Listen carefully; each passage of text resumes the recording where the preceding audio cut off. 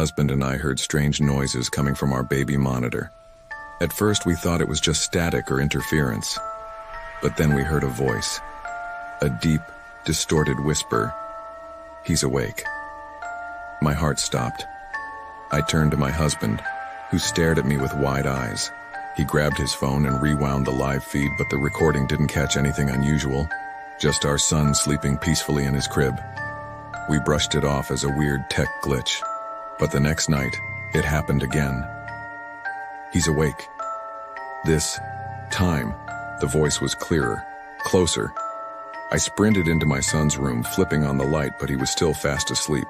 My heart was hammering, but I forced myself to check the closet under the crib. Nothing.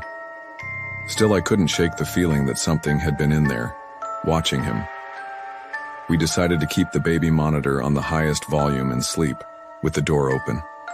Around 3 a.m., I woke up to the sound of soft breathing, but it wasn't coming from our room, it was coming from the baby monitor.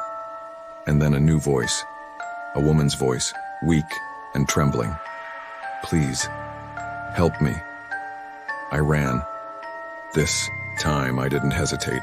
My son was sitting up in his crib, eyes wide with fear, and in the dim glow of his nightlight I saw it, a tall, thin figure standing in the corner of the room. Its head snapped toward me, and before I could scream, it vanished. I grabbed my son and ran.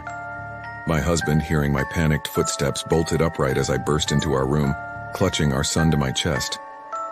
"There was something in there," I gasped. His face paled. Without a word, he grabbed the monitor and rewound the feed. Static. Then that voice again. The woman. "Please, help me." But this time there was something else. A faint, guttural growl. Low. Threatening. And then, "He's awake." The screen flickered, distorting for a second, and in that moment we both saw it. A face. Pale. Hollow. Staring directly into the camera. The feed cut to black. My husband dropped the monitor. I was already moving, gripping my son tightly as I headed for the door. Then from the baby's room, a loud, deliberate creak. Footsteps. Heavy. Slow. Coming toward us. I reached for the doorknob, ready to run, but the door slammed shut on its own, and from the monitor, now filled with nothing but static, the voice returned. This time it was right behind us. "He's not your son."